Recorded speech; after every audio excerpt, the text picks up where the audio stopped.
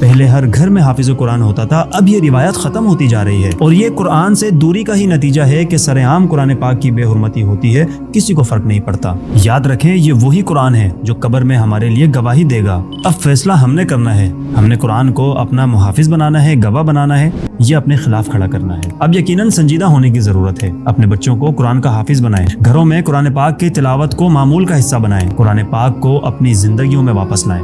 کسی شاعر نے کیا خوب کہا ہے، تاکوں میں سجایا جاتا ہوں، آنکھوں سے لگایا جاتا ہوں، تعویذ بنایا جاتا ہوں، دھو دھو کے پلایا جاتا ہوں، جزدان حریر و ریشم کے اور پھول ستارے چاندی کے، پھر عطر کی بارش ہوتی ہے، خوشبو میں بسایا جاتا ہوں۔ جس طرح سے طوطا مینا کو کچھ بول سکھائے جاتے ہیں، اس طرح پڑھایا جاتا ہوں، اس طرح سکھایا جاتا ہوں۔ جب قول و قسم لینے کے لیے تکرار کی نوبت آتی ہے، پھر میری ضرورت پڑتی ہے، ہاتھوں میں اٹھایا جاتا ہوں۔ دل سوز سے خالی رہتا ہے، آنکھیں ہیں کہ نم ہوتی ہی نہیں، کہنے کو تو ایک ایک جلسے میں پڑھ پڑھ کے سنایا جاتا ہوں۔ نیکی پہ بدی کا غلبہ ہے، سچائی سے بڑھ کر دھوکا ہے، یہ دعوے مجھ سے عقیدت کے، قانون پہ راضی غیروں کے، یوں بھی مجھے رسوا کرتے ہیں، ایسے بھی ستایا جاتا ہوں۔